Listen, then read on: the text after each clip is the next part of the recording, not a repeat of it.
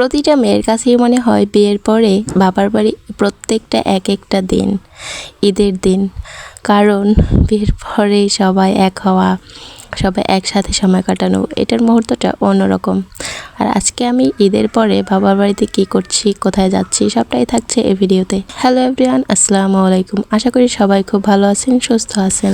এখানে আমার বাবা আর কি সকালবেলা আমাদের গ্রামের বাজার থেকে কিছু মাছ নিয়ে আসছে, একদম দেশি শিং মাছ, ফলি মাছ, তারপর কিছু কই মাছ, সবটাই আর কি অনেক ভালো, মাছগুলো অনেক ফ্রেশ। এরপর বিকেলে আমার ছোট বোন আর কি কেক বানাতে চলে গেছে, কারণ ওর হাতের কেকটা অনেক ভালো হয়, অনেক মজার হয়। তো সেটা আমরা বললাম ঠিক আছে, আমরা সবাই যেহেতু আছি একটা কেক বানার, আজকে কেকটা একটু বড় বানাইছে। এরপর আমি আমার বরকে আর কি নাস্তা দেওয়ার জন্য কিছু তরমুজ কেটে নিচ্ছি। এখানে আমার বরই আর কি 2টা তরমুজ আনছে, তবে একটা তরমুজ এতটা একদম নষ্টর মতো হয়েছে যেটা আমরা খেতে পারি নাই। আর দেখে কেকটাও আর কি উঠাই দিচ্ছে, কেকটাও প্রায় হয়ে গেছে, সেটা আমরা আর কি সবাই দেখছিলাম। খুব ভালোই হয়েছে, খুব মজাও ছিল। তো গরম গরম খেতে আবার আমার বর বেশি পছন্দ করে, তাই গরম গরমই আর কি মোল্ড করা হচ্ছে। আর এদিকে মানে গ্যাসের তাপটা বেড়ে যাওয়ার কারণে একটু পুড়ে গেছিলো, কিন্তু কেকটা আর কি একদম ঠিকঠাক ছিল। আর এখানে আমি বিকেলবেলা আর কি ঘুরতে যাওয়ার প্ল্যান ছিল, যার জন্য একটা শাড়ি মানে মায়ের শাড়ি আর তারপর কিছু গহনা এগুলো আর কি আমি রেডি করছিলাম।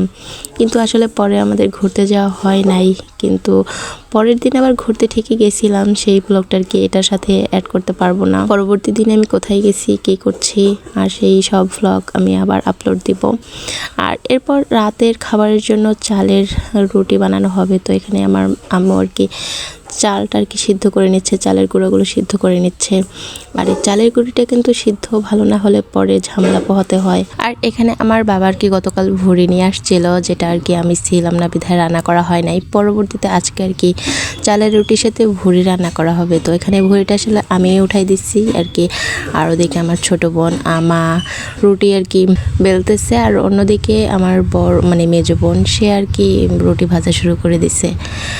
একটা বিষয় কি, আমাদের এই বাড়িতে আসলে আমাদের অন্যরকম একটা আনন্দ অনুভূতি কাজ করে, কারণ সবাই হাতে হাতে এক একটা কাজ করে ফেলি, সবাই মানে অন্যরকম আনন্দ নিয়ে আর কি সব কিছু অ্যারেঞ্জ করা হয়, যেমন তেমনি সবাই খুব আনন্দ নিয়ে সব কিছু খাবার দাবার সব কিছুই খাওয়া হয়ে থাকে। এখানে আমার বর আবার ভুড়ি পছন্দ করে না, যার জন্য আর কি আমি মুরগির মাংস রান্না করে নিছি ভুড়ির পরে। এখানে আমার মেজো বোন আর কি রুটিগুলো ভাজতেছিল, তো রুটিগুলো ভাজাও এত সুন্দর হয়েছিল, মানে পুরো মনে হয় কি সাদা এক একটা রুমাল। আমার বর তো প্রথমে বলতেছিল যে এগুলো কি রুমাল, এগুলো তো সাদা রুমালের মতো মনে হচ্ছে। তো বাবার বাড়ির এই সাধারণ দিনটি আপনাদের কাছে কেমন লাগলো আমাকে কমেন্ট করে জানাতে পারেন। আজকে ব্লগটি আমি এখানেই শেষ করছি। সবাই ভালো থাকবেন, সুস্থ থাকবেন, আল্লাহ হাফেজ।